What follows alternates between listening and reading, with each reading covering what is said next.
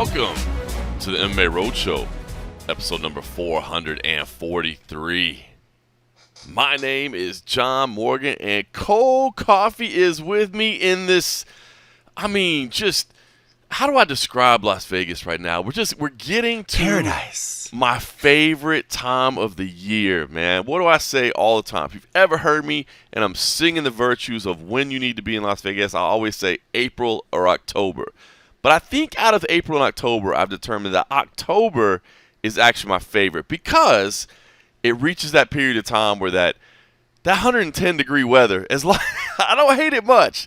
But after a while, you're like, can it please just cool off a little bit? You know, when it's April, it's like the cold winds are dying down a little bit. It's starting to warm up, and you feel summer coming in. But right now, it's like summer easing away. It's like 75 degrees outside right now, and we're just walking into my favorite time of the year. So I got windows open, I got doors open, you know what I mean? We're getting some fresh air. I think I hear birds chirping. You sound like it's like the lead into a Disney movie. The sun's shining, the animals all come out of their little holes in the ground where they've been trying to stay cool. It is wonderful. I think I'm with you. I think October has to be one of the best, but I mean, maybe it's recency bias, but I know right now looking outside, it's beautiful, it's sunny. It feels good outside. Even the other day when we had the UFC decided to put outdoor ceremonial events and all that other stuff, it was hot, but it wasn't as bad as it could have been. This time of year is just beautiful. It's amazing. It's so nice. This is definitely a good time to visit, and I'm loving it. I'm absolutely loving the weather right now. I should say, by the way, I thought about you a lot as people were talking about, of course, the UFC Noche. Of course, all the controversy and everything. We'll get to all that and the discussions of the continued fallout of Noche UFC.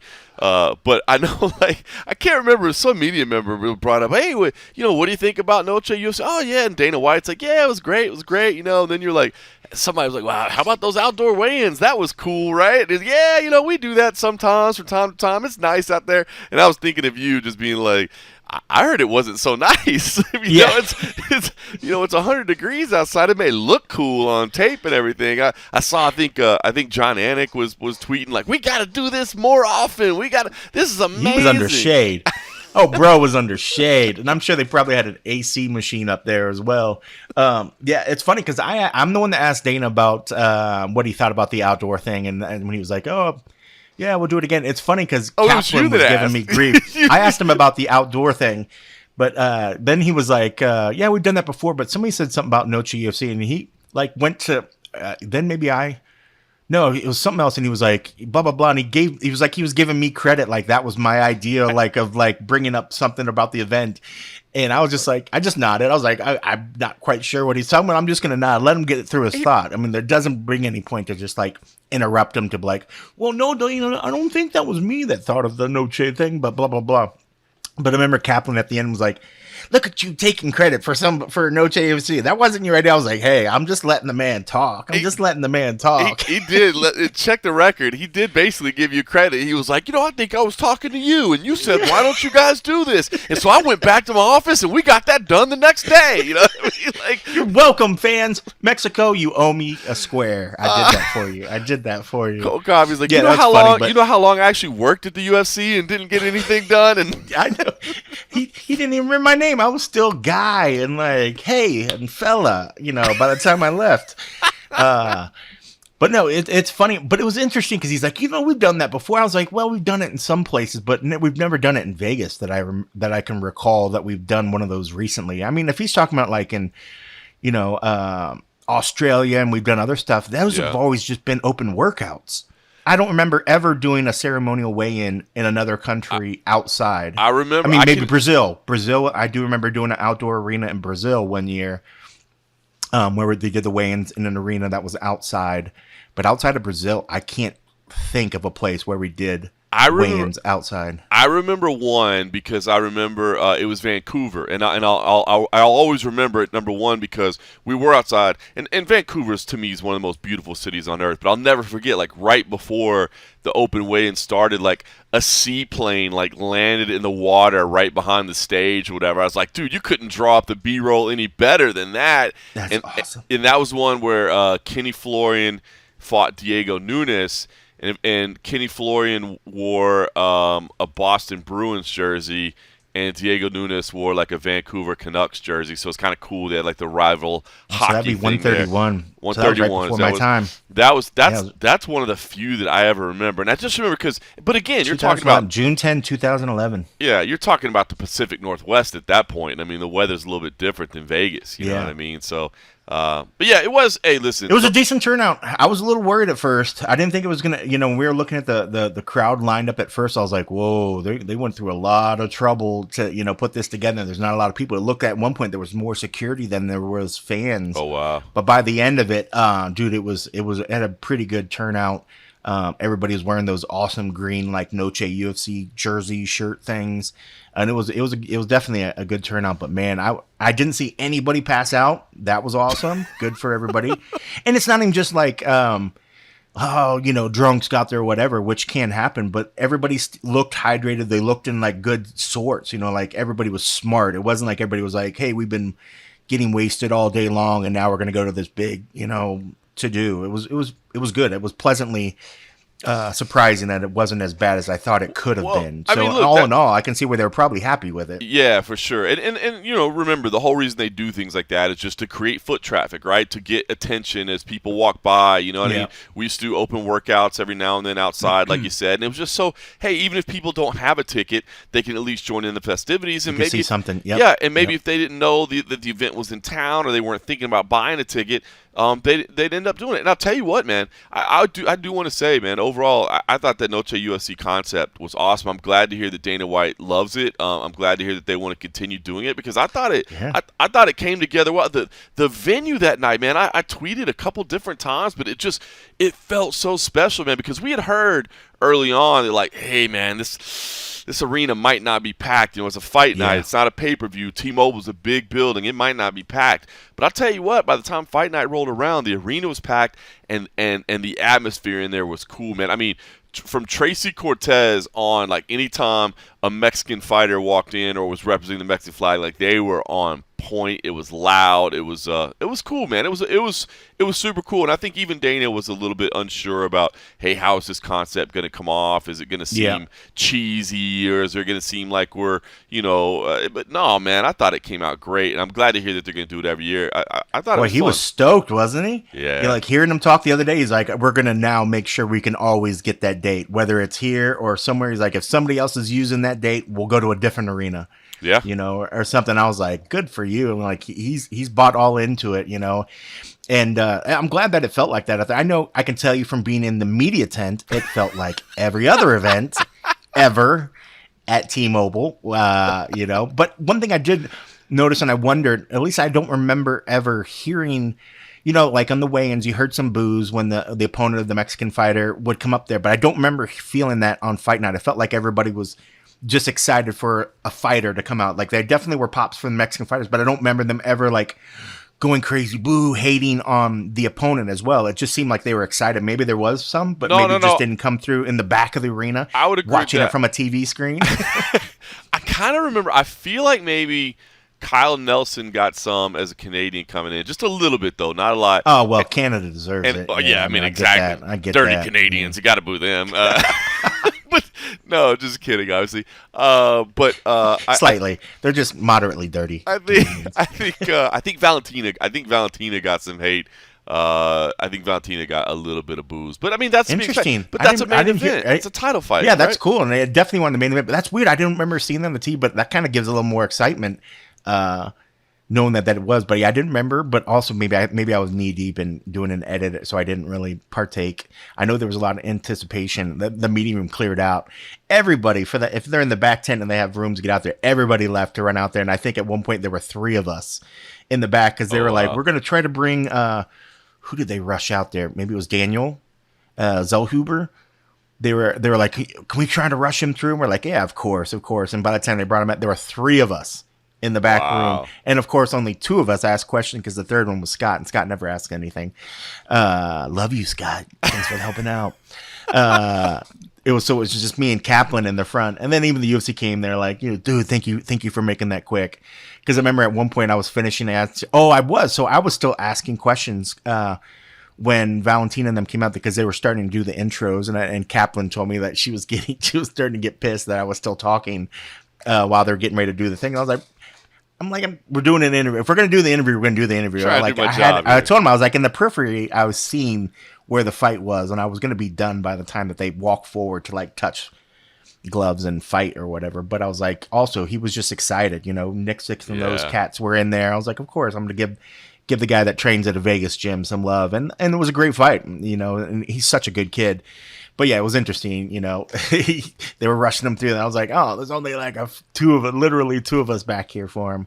So that's why I missed Valentina going out there because we were in the middle of that interview. So maybe that's why I didn't hear the booze or anything. Yeah.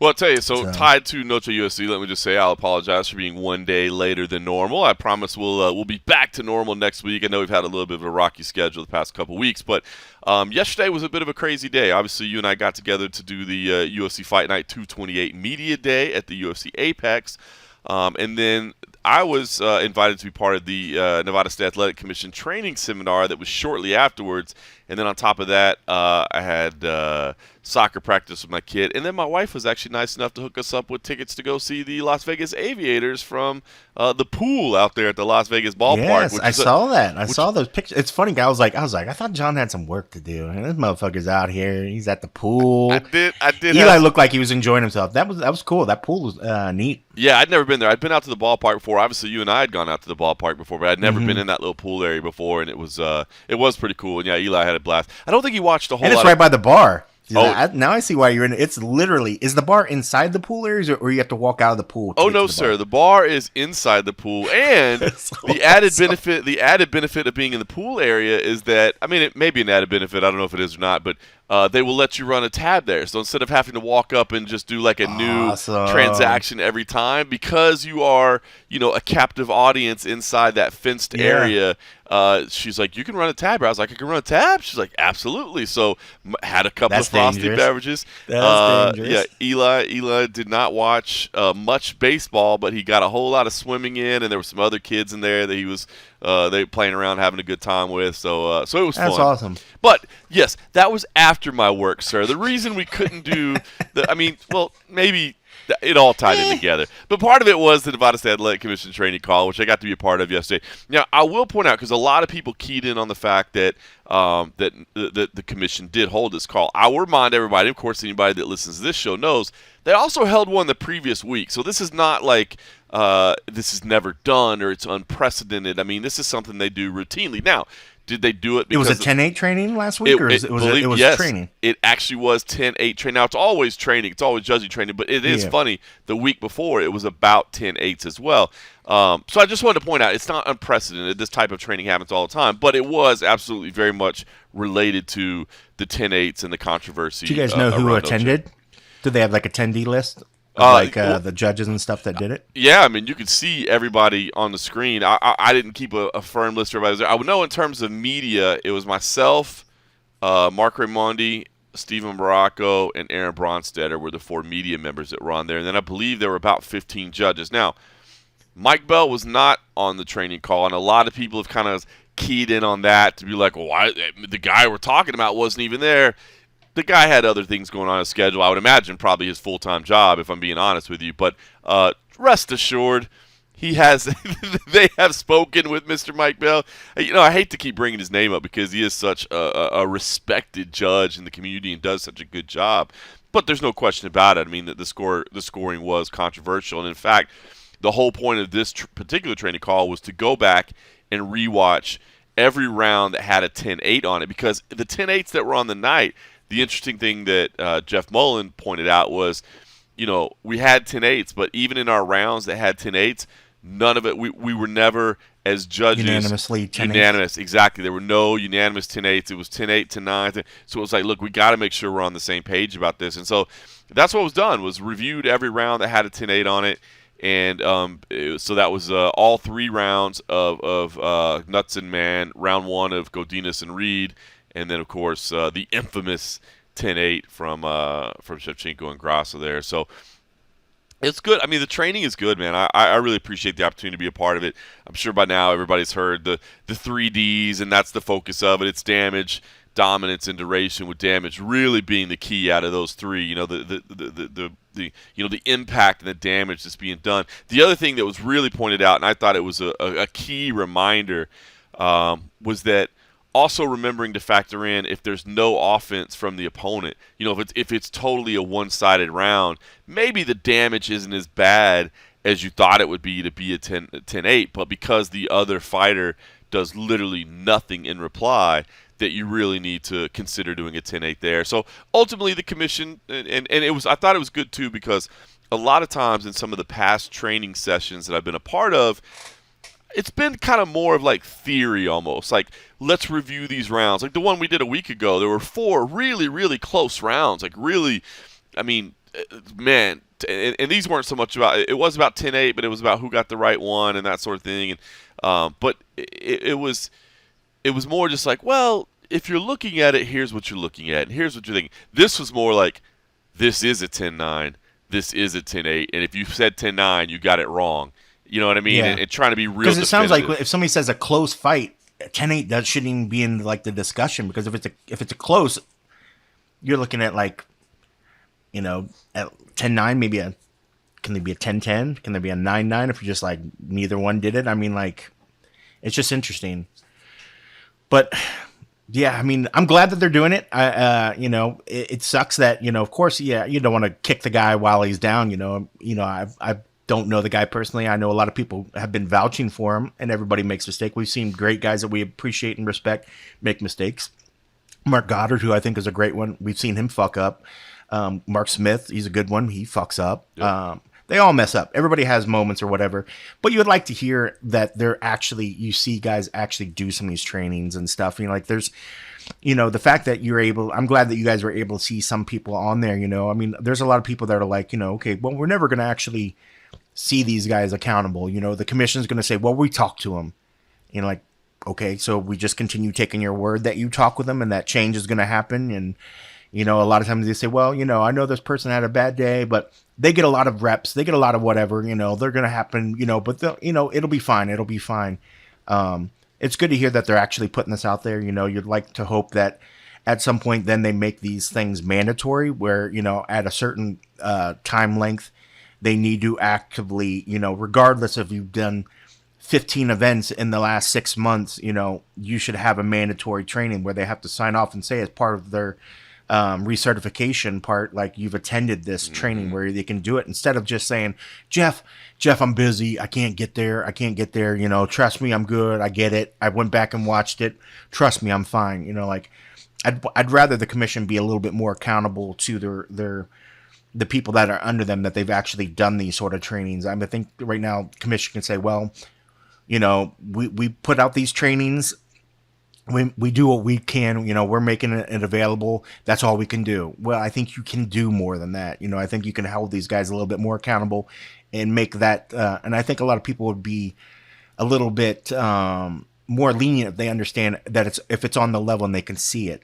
Like if they say, okay, we're making mandatory training that within every 6 months, the guy has to attend a training on this 10-8, that this, or even just if it's a yearly. Sure. We have to do the crazy yearly shit for our 100%. Corporate stuff, Every corporation. And their certificates, like just keep a record. And then if somebody says, this guy's made some iffy calls, when was the last time they trained? They're like, well, we offer up trainings every year for stuff. And it's like, okay, well, did the guy go? Can you show me that he actually went to the stuff? Yeah. And then I think somebody would be like, okay, commission, I'm not going to yell at you because you're trying to do what you did. The guy attended this or whatever, and then you kind of wash your hands of it, or you just well, you at least stop hounding the commission. Yeah. And I think right now, when I hear from other media stuff, is they feel like the commission is just not doing enough job of making sure that people are doing these sort of things, attending these trainings and others, or the sort of stuff. And I think that's a big message that I definitely want to make sure that people get out there, is that the judges and the referees, they do care. You know what I mean? I think a lot of people tend to think like, oh, they just show up and whatever happens, and they don't really care. No, they beat themselves up over it. I mean, they really do. Like they talk about it all the time. They when they do make mistakes, when they do something that they think could have been wrong, I mean, they do care about it way more than you would ever imagine. Like way more than you would ever imagine. And I think that's an important part. But that still doesn't alleviate the need for exactly what you're saying, like constant training, constant evaluation, constant certification. Even on the calls, it's kind of cool. It's like on a Skype call or whatever, but they'll pop up like a survey or whatever, which is like, what would your score for that round be? And you got like 10-9 red, 10-8 red, 10-9 blue, 10-8 blue, but it'll have like the name as well. But there's no reason you couldn't do that in a training session. Just like you said, like when I used to work for Gannett, like all the dumb things that you have to do where like you can't skip through them because you got to watch them and you got to make sure you click the right thing. I mean, I think that could definitely be a thing where you have to do that. And the other thing that I've always stood for that I wish could be evaluated and developed is just a constant evaluation thing. I know that'd be a little bit difficult, but if we're getting to the point now where we're saying, as a commission, I feel confident that a 10-9 is right, a 10-8 is right, 1 is wrong, whatever the case may be. I would love to see just an evaluation that shows like, hey man, this judge right here judged, 300 rounds over the course of this year, and in 290 of them he was spot on, or whatever the case may be. You know what I mean? Like, so that way, when we go like, hey, why are those the 3 judges that were selected for this title fight? Well, it's very easy. If you look at our last year's worth of data, these are the 3 at the very top of the list who are they had the highest. Accurate. Yeah, they had the highest percentage of accuracy, and I don't know the easiest way to track that, to mandate that, to again, somebody's got to be the one, and I know it's not easy because somebody's got to be willing to say this is right, this is wrong. You know what I mean? Versus just, well, that's what most people said. Somebody has to say what's right and what's wrong. But if they're willing to do that, I think that would be spot on. And then we could just have a list. And maybe you don't have to have all the data. And I do totally understand, like, and I've been one, too, that's pressed over the years to say, I wish we had more transparency. I wish we could hear from these officials, right? But I totally understand why you're not going to see the officials themselves go up there, right? Like, I've said this for years, so if you apologize if you heard me say this before, but I think it's worth reminding, like, no Fortune 500 company out there is going to just be like, oh, yeah, feel free to grab one of my guys from the workroom right there and put them in front of the media and let them answer questions about our company. Like, no. It's either going to be the heads of the company or it's going to be, approved spokespeople for the company. So, I totally get if it's only Jeff Mullen or another commission head, or I totally get if it's only an approved spokesperson. Like, I don't ever anticipate a day where every referee and judge could potentially be in front of the media, because I don't think any company operates like that, where you could just take some rank and file employee or whatever and put them up in front of the media. That's not going to happen. But if you had a list, again, of here's the evaluations, here's why this person was on it, here's where their accuracy is, etc., and then maybe you did have an opportunity for at least a representative to speak, I think those would both be really big steps in the right direction, to know that we're trying to do the best we can. Well, I mean, I could definitely see where your point where, especially if you're talking about like figureheads or somebody of a company, those are the decision makers, and they're usually they should be able to speak on the decision that they make.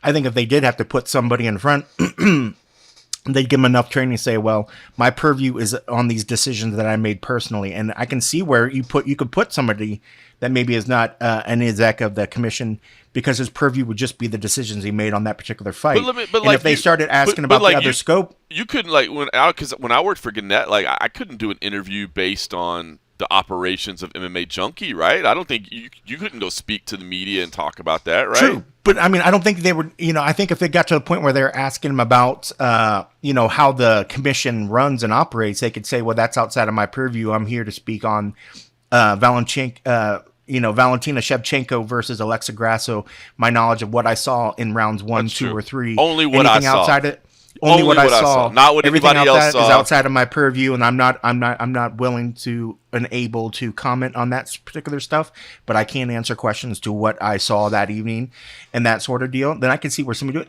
And I think, because I know with even like stuff with like Red Cross, sometimes when I go cover some stuff, they're like, and if you want me, you could talk to media. I was like, I don't want to fucking talk to media. I was like, half the shit I don't understand, but they give you a specific of what you can talk about and little other things. And if it's something else, then you push it off to somebody else and say, I can't answer that particular area. I don't have that.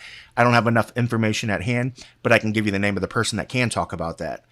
And I think that's the same sort of thing that they could do with some of these judges speaking that night and just say, you were able to talk about what you saw that evening, why you decided, but anything outside of that, well, whether it become to decisions on punishment, fighters, this, anything outside of what you saw that evening, should not be what's available, and you can just say, I have no comment on that. That's outside of my purview of this situation.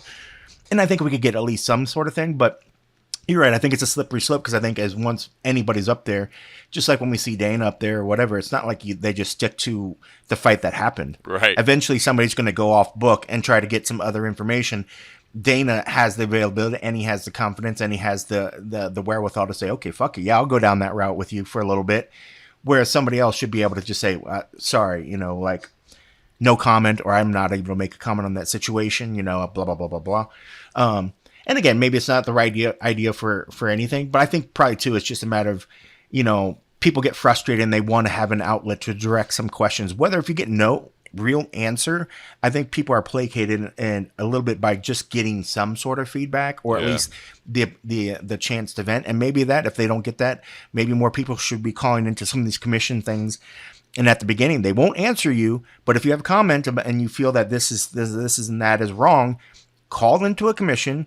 Make your comment at the beginning when they open it up, whether anybody has any comments or whatever. Say your piece. They're not going to answer, and they're not obligated to answer anything back to you or give you a response, but you can at least say something, and maybe that'll get it off your chest and you'll feel better. Because I think sometimes that's just what people want. They're very frustrated.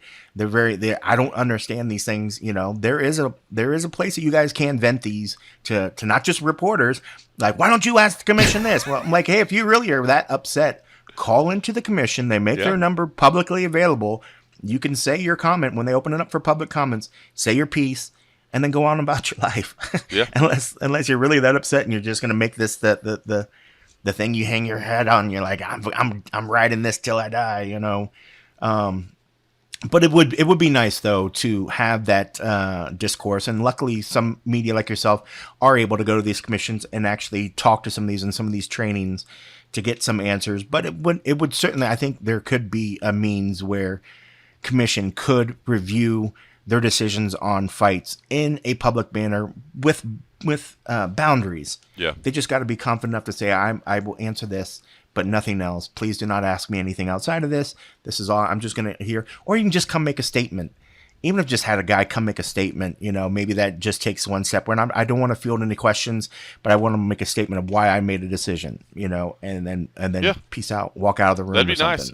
You're right. Even that, hey, not open for questions, but just we understand that this, this one may be controversial, or these are moments we need to speak about, or whatever. I think there's a way. Hopefully, it seems like the dialogue is happening. We're trying to move in that direction. So it was good. I will say it was cool on the call. They actually let us as media. They kind of went to us. And what do you think about these particular rounds? Not on every round, but they worked us into the discussion and into the that's cool. Into the evaluation. I've also the other thing, and I think. I'm going to have to do this at some point, and I got to figure out, the timing and how to make it happen, whatever. But I have talked to several judges who said as well, they're like, who by the way are appreciative of the discussion and like seeing us take part in it and all that. I think they like seeing us take part because they're at least now we as media are getting to see how much they do care and how much they really do put into us. I think they like us being a part of it. But the other thing I've been told by a couple of people is like, man, until you've actually been in that chair on fight night, it's just a different feel. Like when you're there, and it's just the view that you have sometimes, the fact that it's obstructed. Yeah, they don't see the screens that easy. I mean, a lot of times I know when you watch the show and you're off to the side, you're like, oh, I can only see, and you try to look up to a screen. They're sitting in a chair. They might not have a decent angle of another screen, So yep. Luckily, I mean, that's why there's 3 of them in there, to kind of look around and see what happens. But that's true. That's true. I mean, that's a lot of pressure to be in that chair. I can only imagine. A lot of pressure. And it was kind of funny. I was even thinking about that, after this training call. Because, when I'm commentating, I have a monitor right there in front of me. And I look at the monitor, and I can look up to this action. And I've got the monitor. So I can always have a pretty clear view. Now, obviously, at the highest level, at the UFC, they have a monitor. I was going to say, wait, now that I think about it, I was like, they do have a small little monitor. They do. At the highest level, they do. At the UFC, they do. Yeah. But even like when I'm on press row, like sometimes you'll see me exactly what you said. Like I can't see something because I'm blocked by a post or whatever. And so I'll look back and I'll be looking at the big screens, or I'll lean back so I can look up at the big one. And I was thinking about that. If you were a judge and you were in a position where you didn't have a very good angle and maybe the monitor didn't have what you needed and you were trying to just look around for something else, I got to think if you were caught on camera, like looking like around, like Yeah. you're, you know, Not people, a good look. yeah, people would just thrash you. Like even though you're searching for the best view possible, the best angle possible, I'm sure people would be like, what is this? Yeah. What is this Well, idiot looking at? even the little monitors they have in front of them, your line of view when they're sitting, they're usually sitting in a high top chair, so they're sitting up above the walkway where somebody is going to walk. The monitor often is sitting on that little walkway or even to it. So when you look at they're either looking up and upwards at the action, or they have to look what could be equivalent of like 1 or 2 feet downward. Their eyes are looking. So if they wanted to look at the screen, they're not going to be seeing any action up top. They might be afraid to miss something, so they want to keep looking at the actual action, because in the act of looking down from the monitor, you might miss something. True. So that's tricky. It's tricky. It's almost like I can see where some of them might be like, if it'd be interesting to ask them, how often do you find yourself going to the monitor, or do you feel that you're going to miss something, and do you always just try to watch the actual action in the cage in front of you, and what's the percentage of time that you actually even look at the monitor? Yep. Is it for a replay in between? But most of them don't, because I don't know. It's interesting. It's interesting. Yeah, because they have the monitors, but I wonder how often they actually find themselves finding the time to look at it, because it's not like it's right eye level where you can kind of do a periphery thing and look at it while trying to look at the screen, because you can only look at one or the other. You got one choice. So I'm gonna have to put myself in there at some point. I'll have to make that happen soon. Just walk up like, hey, I'm John Morgan. You might know who I am. Can I just sit there for a minute? You may have heard of me from such websites as MMA Junkie and mixedmartialarts.com. All right, listen. The Israel Adesanya video finally came out. Did you get a chance to take a look at Israel Adesanya? I just peeped a little bit of it. You talking about the interview on his website? Yeah. I peeped a little bit of it, and then I was like, I'll watch it later. I don't know. I guess I only had a couple of comments, and no, I mean, listen, we told you from the beginning, look, this is what's going to happen. Not that it was not obvious how things were going to play out, but I'll be honest with you, man.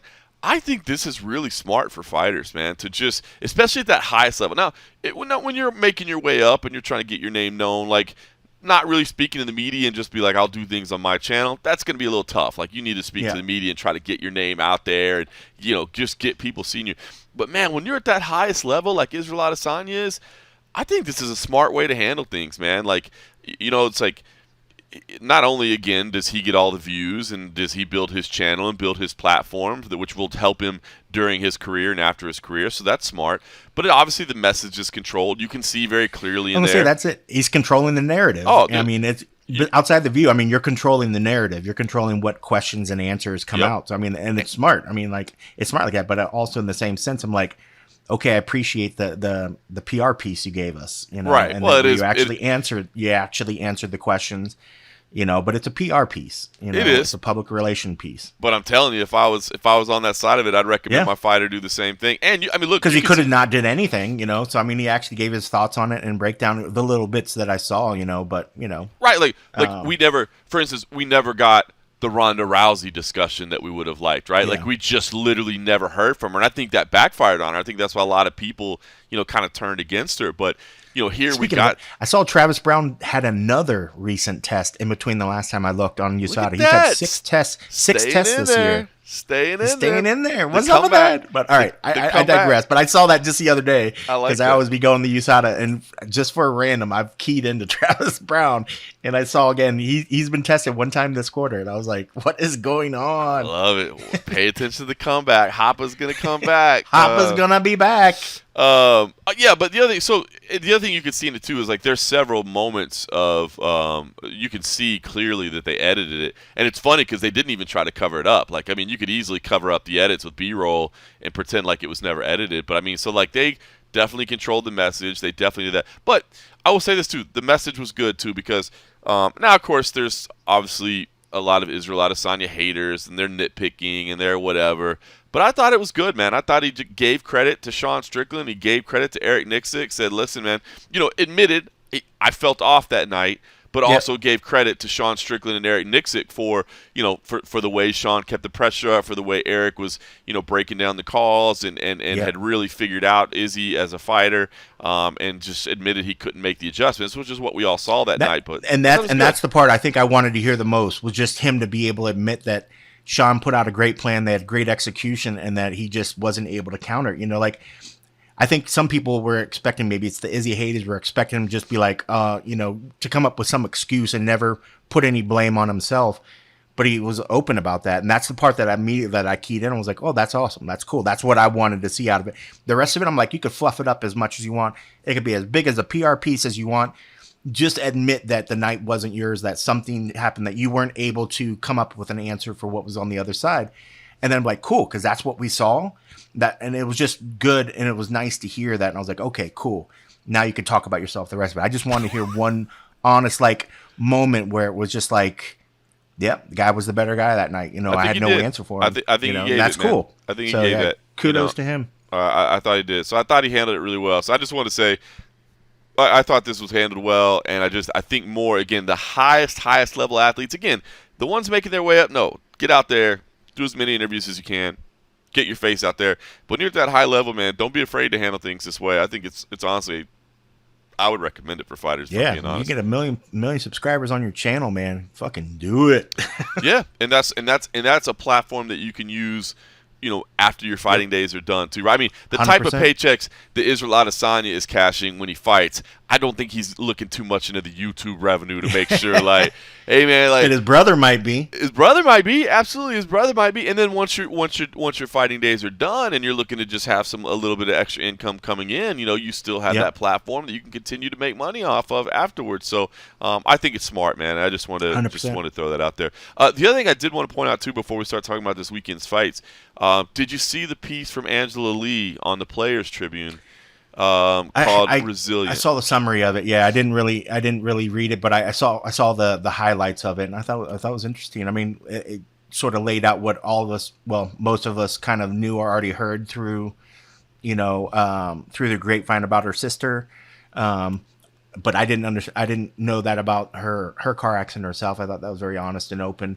Yep. But yeah, so I saw the highlights, summaries of it, bits of it. But yeah, I didn't go through the whole thing. It's definitely worth checking out as well if you get a chance. And I'm just recommending it to people out there. Just it's incredibly open and honest, like you said, talking about her sister, which is an absolute tragedy. But then talking about what she went through herself, as you said, an attempted suicide of her own, and just kind of owning up to the pressure that she felt, even as it seemed like, the world was her oyster and all the things were successful, and she's 100%. She's winning fights and she's got belts and she's the poster child of this organization. She was the poster child, right? 100%. They were building around her. There's no question. They were building around the Lee family. One championship was, they were going to build around her because it was, it made sense, right? She had the Asian ties, she had the American ties. It was like the perfect family to kind of build over and the so I mean they were really using her as a cornerstone of the franchise, but she talked about kind of the pressure that came along with that, even though it felt like everything was amazing. I just think it's a good reminder, man, because listen, man, I think everybody feels that to a degree, you know what I mean? Like no matter who you look at in life and you feel like, man, they got it nailed, dude. Everything is awesome, man. That, dude, everybody's got those doubts and everybody's got that anxiety and everybody's got those concerns and those whatever. And it's just, I don't know, to hear somebody voice it like that. And she's actually started a nonprofit called Fight Stories that, she credits her sister to having ownership as well, just to continue to tell stories like that, just to help people be aware, that you're not alone out there if you're feeling these things, and there is help out there for you. And not only is there help out there for you, but there's just a lot of people that can relate, even if it's not exactly to what you're going through, that right. they can at least relate to a degree. And yeah, it was a good read. It's a very, very open and honest read, and I think a good read too, to remind again the stress that a lot of fighters go through, man. The things that go through their mind. It's such a mental challenge, man. And but again, it doesn't just relate to fighters. I think it relates to everybody out there. So I just want to recommend that piece as well to anybody that hasn't checked it out. Again, it was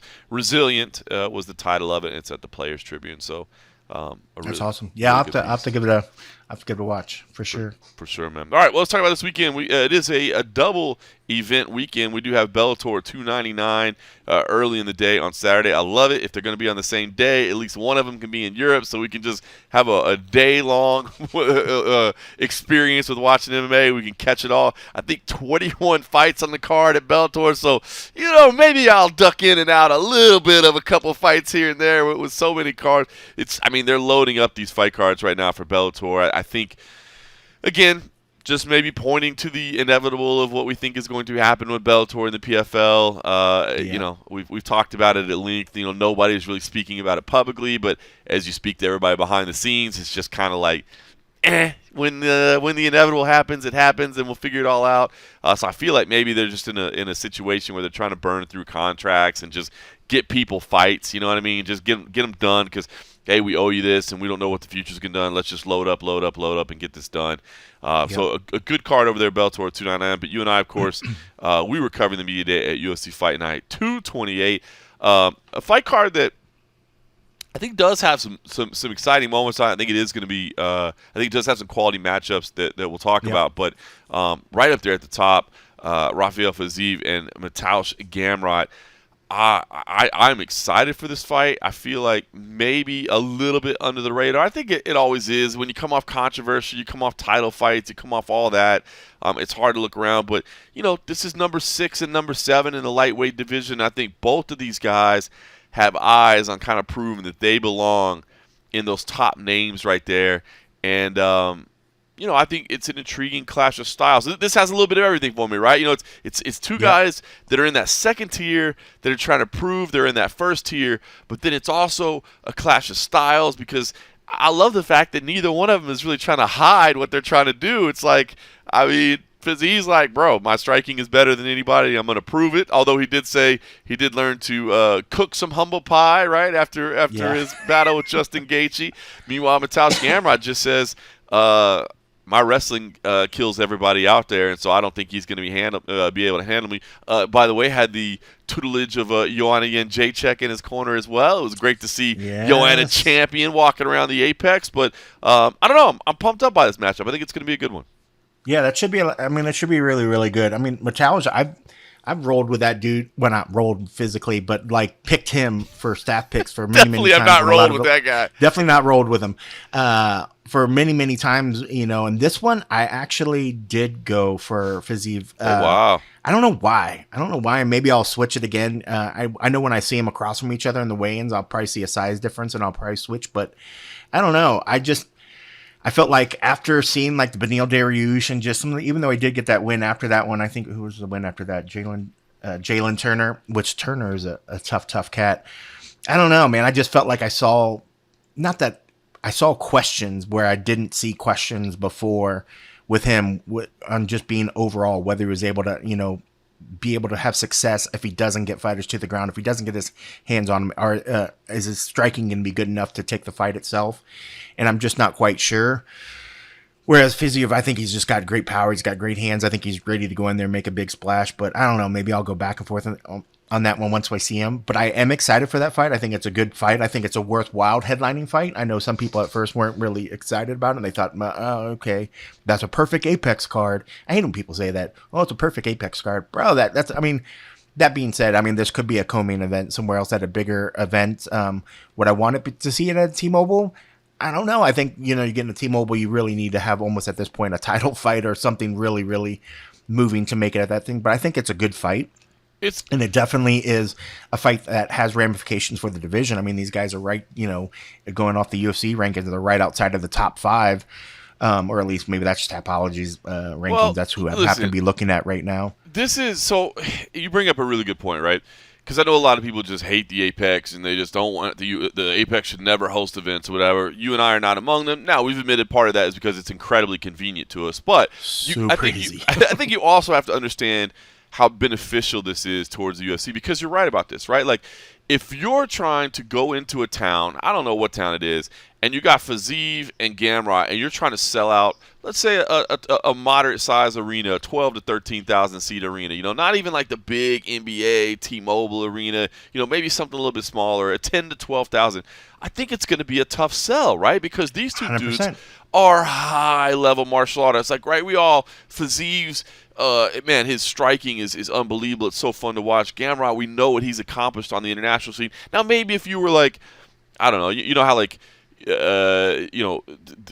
Bellator or Strikeforce, whatever, would always bring like Fedor to Chicago because of the Russian population or the Polish. That's it. But these are That's not it. like superstars, right? So this allows. You got a Polish guy and a guy from Kyrgyzstan. Yeah, I mean, where are you going to do that fight? Boise? We're going to take that to Boise? Boise. I just, again, I think that's going to be a struggle, but it's a high level fight. And it's a fight that matters in the ranking. So to me, when people say it's a perfect Apex card, I know they mean it as an insult.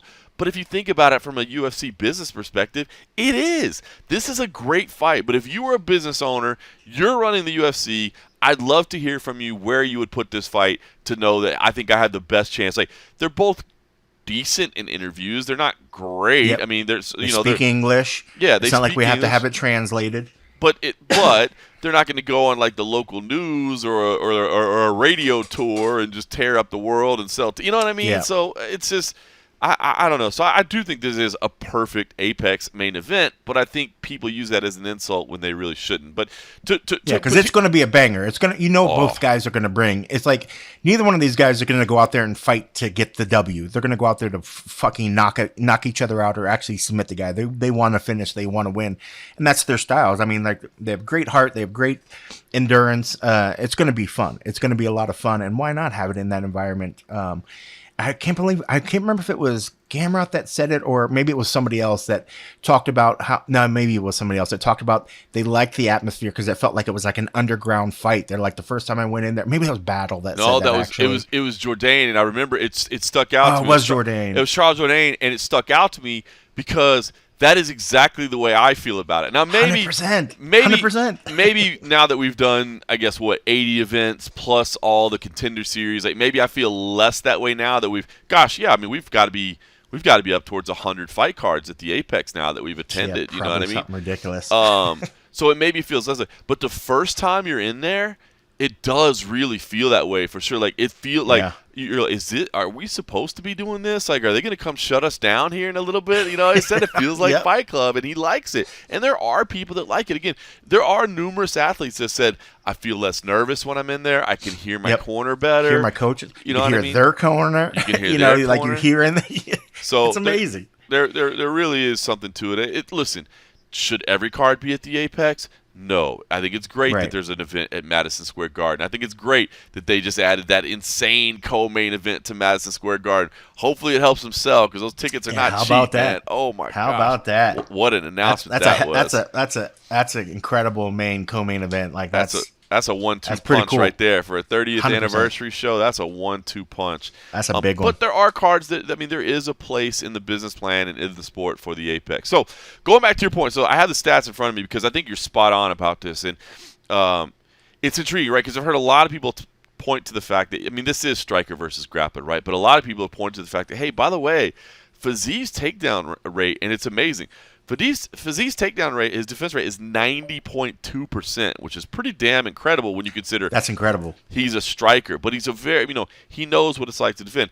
It's actually only slightly below Gamrot's takedown defense, which is 90.9%, which is amazing. Then again, keying in the striker stats, the strikes landed per minute for Fiziev over his UFC career 5.06, where Gamrot's only 3.03. So Fiziev is landing on average 2 more shots, significant strikes per minute. So you can see the output there.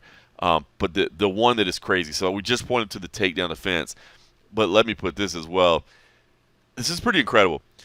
Mateusz Gamrot, his takedown accuracy is only 31.7%. So you go 1 out of 3. Okay, that's not really that great. It's not bad, but it's not great. The UFC average is 45%. So he's actually below average in takedown accuracy. Except when you look at his average takedowns per 15 minutes, Mateusz Gamrot, 4.54 takedowns averaged per 3-round fight. So on average, he's taking you down 1.5 times a round. The UFC average on that is 1.93. So is that the difference of main event versus a non-main event, or is that just in the no? Because they do the average per 15 minutes. So So I mean that just goes to show you how many takedowns he has, and that's why I'm leaning Gamrot. I think because if Gamrot can't get this to the ground, he is going to have a hard time with Fiziev striking. There's no doubt about that. But when I think of Gamrot, I do think of, and I think those stats spell it out perfectly.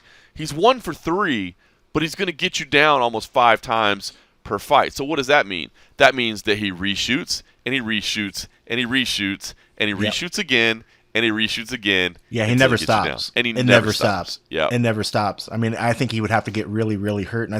And plus the striking isn't all that bad either, because he seems more of a counter striker looking for those takedowns as opposed to a guy that's going to go out there trying to knock somebody out. Whereas Fiziev probably wants to be busy with his hands because he wants to do damage. I think Gamrot's a little bit more reserved, where he's looking for those openings to maybe, counter and look for a way to kind of sting you and then get his hands on you and get you down, and then just pound the shit out of you or submit you or something. It should be interesting, and I reserve the right to switch my vote. We'll check out the weigh-ins. We'll check out the face-offs. Yeah. I will say, by the way, there's a 2-inch difference, but man, 2-inch on paper, according to Tapology's numbers, are 5'10" for Gamrot, 5'8" for Fiziev. But I'm telling you, a lot of times you see him in person and face to face, that it looks a lot bigger than 2 inches sometimes. Like what it says on paper, and when you see him, sometimes you're like, all right, somebody got the numbers wrong on this sheet, because this guy looks a lot bigger than another one. So it'd be interesting. But Gamrot, he's big for that division when he's fully hydrated. Well, he's a good size. And I'll tell you what, I think it was Alex Buchanan who pointed out that he had LASIK. I didn't realize he had LASIK, but I did realize he wasn't wearing the glasses. And I will say, he does look a lot more intimidating without the glasses. Because when he would always when Mateusz would show up when he would show up to media week with the glasses on, I don't know if for whatever reason I'm like, is that the same dude I'm used to watching? Yeah. Those are some. He's got a pretty decent prescription level, right? On those like things. Some thick lenses on those bad boys, man. They're thick. And I think that's what does it, because when you look in his eyes and he turns off to the side to answer somebody's questions, his eye sort of becomes all like crazy giant because it's that heavy prescription size on it. But good for him. I mean, this, it's funny. This is going to be the first fight. It's going to be interesting to see how he reacts to that, and maybe we'll see a whole different version, because I think that a lot of times when I think about like Roxanne, Modafferi, and a bunch of other fighters that have glasses that don't fight with them, you wonder how well their performance would be if they were able to see 100% in there. And he's going to go in there seeing things a lot clearer than he's ever had before, perhaps. And so it should be interesting. It could be interesting. Maybe he'll start throwing those hands, because he can see the guy across from him a lot better. So great. He goes in there, he's just throwing 10 shots per minute or something. I love the Roxanne Modafferi reference. Obviously, you know how much love I have for her. She's so awesome. But it was crazy to see her step in there and just just squinting to see on the other side. You're like, you can't see. Can she see anything? I don't think she talked about it too much until she retired. But she was basically like, after she was like, yeah, unless I have contact with my opponent, I basically can't see them at all. Like it's just like colors. Wait for the blur to get close, then I grab it.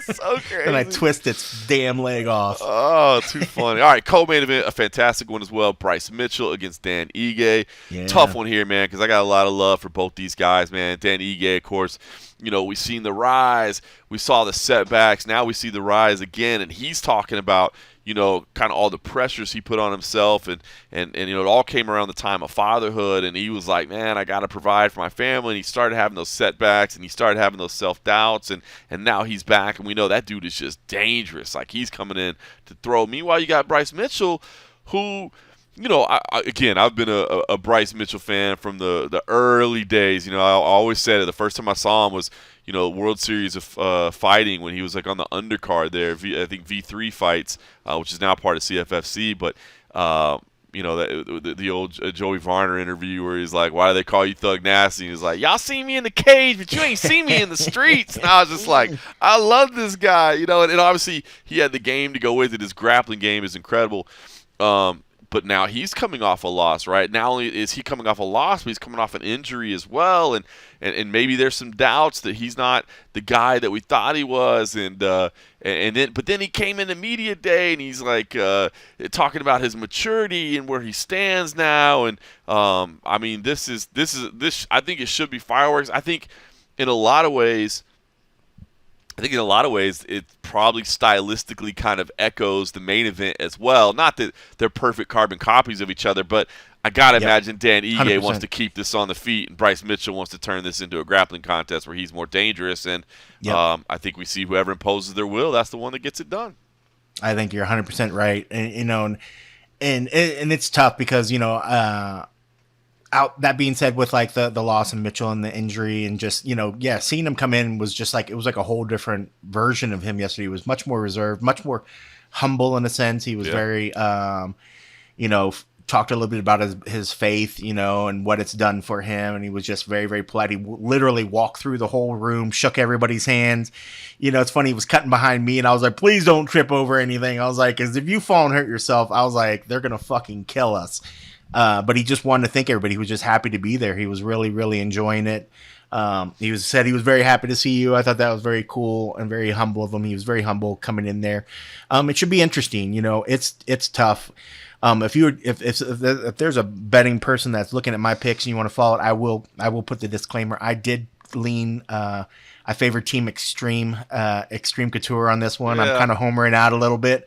But if I had to make my druthers, I would probably pick Mitchell, but in the sense I want to start training back at Extreme again. I don't want to have too many guys that are like, why the fuck don't you ever pick us? Like, you hate Extreme. I'm not trying to be like that. But I like Ige's story. He's a good cat, man. He's been paying his dues. Nice guy, but man, Extreme Couture is just riding a wave right now. So on that one, I'm kind of homering out. But if I will put the disclaimer that there is part of me that wants to pick Mitchell for that fight, because I usually always lean Bryce Mitchell. But on this one, I'm just kind of homering out because I want to be able to train at Extreme Couture and not catch beef. So I gotta pick far and few. Even though I did pick Strickland to lose, but I think part of Extreme probably would have picked Strickland to lose. So I don't feel as bad. But part of me is like, I know Nick's gonna look at these picks and he's like, "Fuck you! I don't want you coming to Extreme." So this is me saying I'm picking one for the home team. That's on this hilarious. Particular one. But I think this fight's gonna be great. I mean, if there was out of all the fights, I think the main event is great, but I'm more into this fight than the main event. Wow! Just because personally, I think this one's more exciting. I like the characters a little bit better. I'm just more in tune to the characters, and I think that's what half the time when people are watching these fights, there's a story, there's a character, there's something that just draws them to this event. And it's these two cats, Bryce Mitchell. I mean, I think he's a galvanizing sort of thing, and he's not fool's gold, people. He's real gold. He's real gold. He's real gold. And I like the cats, but yeah, in terms of maybe it doesn't mean as much for the division, but just in the fight that gets me more excited because I want to see. I think there's a bigger chance of there being a crazy submission to end it, or maybe a knockout in this particular fight than there will be in the main event. I see the main event having a better chance of going to a decision than the co-main event, but I'm excited for the co-main event. I don't disagree with you. Top two are incredible. You have ranked women's strawweights as well between Marina Rodriguez and Michelle Waterson-Gomez. Kind of an unexpected rematch there. Karate Hottie says, listen, could be an entirely different rematch than last time. Let's not forget, last time we put it together on short notice. Last time it was 5 rounds. Last time it was 125 pounds. Everything is different this time around. So she's predicting something a little bit different there. Her mindset was awesome. Her mindset was just incredible yesterday. Yep. She was so honest and open. The Karate Hottie is definitely a hottie, but it was beautiful hearing her talk about. She just had a great mindset when she came in there yesterday. I mean, it was just perfect, man. And looking forward to that fight 100%. That should be a really, really good one. I am too. Brian Battle, AJ Fletcher, and Ricardo Ramos versus Charles Jourdain round out the main card. I think that Ramos-Jourdain fight should be a lot of fun. Both those guys, Yeah, both those guys kind of said it was going to be, a war. Jourdain, you mentioned the one Jourdain comment about fighting the Apex. The other one that cracked me up was, that one didn't crack me up. Like that one resonated with me because I feel the same way. I But think he I know cracked. which one you're going to talk about. Let's see if it's the same. It's you know what it is when it literally made me laugh out loud, like louder than I meant to, because he was talking about how the fact that he doesn't get as much attention in Canada as he would like, even though he's one of the Canadian veterans kind of leading the charge right now. And he's like, I feel like people look at me and like, well, you're not George St. Pierre. And he's like, no shit. Like, No shit. He's one of the greatest of all times. But thank you very much. I appreciate that comment. So great. He was just like, yeah, no shit, I'm not George St. Pierre. Nobody's George St. Pierre. What are you talking about? Yeah, that was awesome. The way he just he's a good offhanded dude. that. He's a funny dude, man. He's like not that he's just like out there just throwing mad jokes, but he always comes off. He has a great sense of humor, and he's very, very honest and open about shit. But yeah, man, and he's a hell of a fighter. So yeah, that fight should be a lot of fun. But yeah, he was hilarious yesterday. He's great. Yeah, great. I think that should be great. Yeah, because Ramos is one of those dudes, man, that is just dangerous, but he's just never been able to get consistent work in his career, man. He fights like once a year, and but he's a nice kid too, man. He had a great personality coming in as well. Everybody it seemed like in the media day. If people haven't seen the interviews, you can go to MMAJunkie.com and check out this one. But yeah, he had a great personality yesterday as well. I mean, you can't hate on any of the guys that showed up, and you can't hate on him. I'm like, whether you have a favorite, you have the favorite Canadian, but yeah, Ramos. I'm always about the H's when it's Ricardo Ramos. Even though that's not what his name is. But yeah, it should be really good. But I think you're right. Yeah, he has maybe a hard time, kind of trailing some things together. But he's a badass, man. And the rankings, Chapology has him 33, has Jourdain 20. And I think those numbers sound bigger than probably what these guys are able to do. I think that's their featherweight. Oh, that's worldwide or whatever. But yeah, I mean, it's a high level fight. It's a big. I am leaning Jourdain in this particular one. I'm not sure where you were leaning on that, but I am leaning Jourdain. But I've been kind of riding on Jourdain for a little bit. I think he's always sort of been on the verge of making some big moves, and for a while there he was making some big moves. But I think he'll return to those big towards the top of the division, 100%. I think it's gonna be a great fight.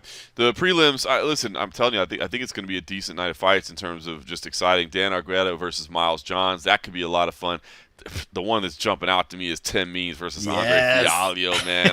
That should be awesome. Anytime the Dirty Bird's in there, that that's gonna be a fun fight. Andre Fialho gives zero fucks. You know what I mean? Like, that's gonna be a banger.